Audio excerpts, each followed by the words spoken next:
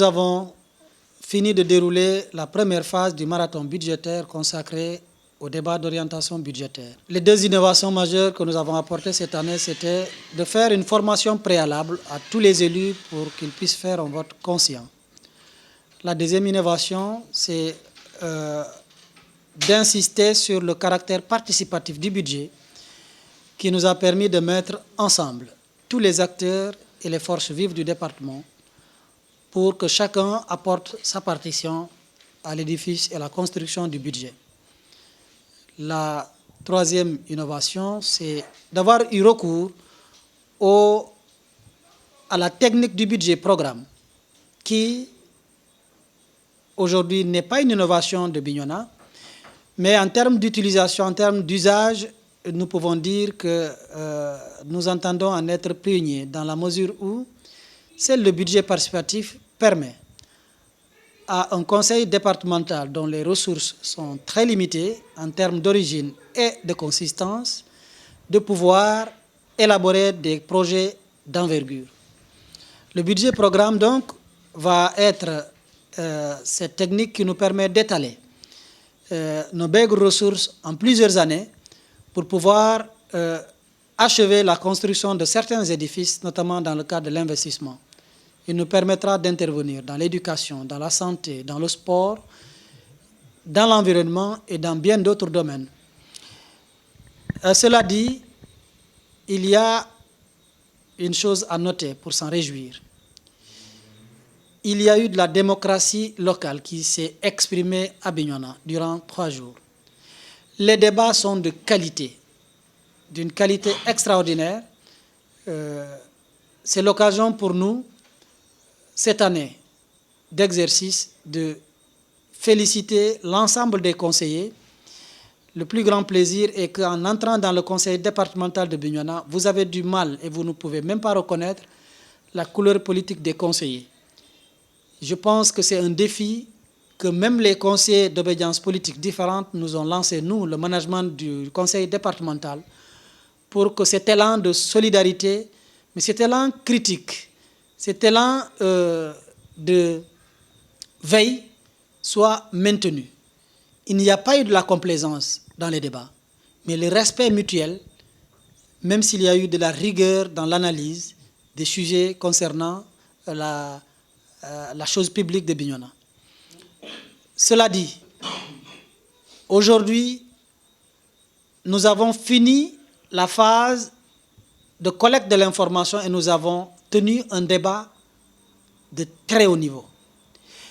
Un débat très contradictoire. Les conseillers se sont vraiment érigés en parlementaires qui nous a permis de comprendre les difficultés vécues par chacune des populations de leur contrée prises localement.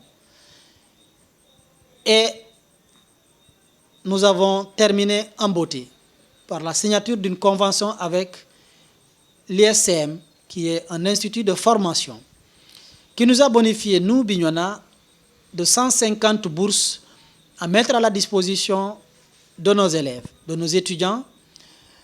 Et ces bourses varient, des bourses entières aux demi-bourses. Mais l'esprit est de permettre aux élèves qui ont réussi et qui ont le niveau et qui souhaitent se professionnaliser dans un certain nombre de filières de gestion, notamment les filières du tertiaire, de pouvoir faire face à leurs besoins en équipement éducatif, de pouvoir faire face à leur incapacité à payer des études dans des écoles de formation dédiées. Nous tenons à remercier le directeur Hassan Diatta, qui est aussi un fils du terroir. Nous venons de signer une convention pour 3 ans, donc une convention annuellement renouvelable. Vous faites le global nombre des élèves impactés, ça fait 150 multiplié par 3, ça fait, si mes calculs sont bons, environ 450 élèves. Avec l'ambition, l'année prochaine, de revoir à la hausse le nombre de 150. Et le conseil départemental entend également accompagner cet élan qu'a pris l'ISCM, et c'est au bonheur de toutes les populations de Bignona. Nous allons, dans quelques semaines, convoquer pour le vote du budget le plus difficile a déjà été fait parce que les débats d'orientation budgétaire sont ceux-là qui orientent le Conseil vers les priorités de choix des conseillers. Nous n'en ferons que l'arbitrage compte tenu de l'enveloppe limitée et de l'origine des ressources limitées pour le conseil départemental qui ne peut compter que sur la perfusion de l'État qui arrive généralement très tard. Nous espérons que l'année prochaine, il n'en sera pas ainsi.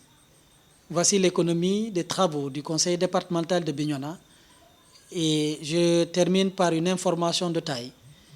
Nous avons fait la commande auprès de l'ARD avec un cahier de charges bien rempli pour la restructuration et la rédition du plan de développement départemental qui doit être en cohérence avec l'ambition quinquennale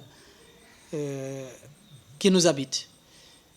Les 29, 30 et 1er seront les jours où les techniciens et le conseil départemental vont se réunir pour faire le toilettage du document et nous convoquerons tout Bignona pour leur faire savoir là où nous allons prendre le département et là où nous comptons mener la destinée ou les destinées des populations de Bignona dans le cadre de l'institution que nous avons l'honneur de diriger, ensemble avec l'équipe départementale.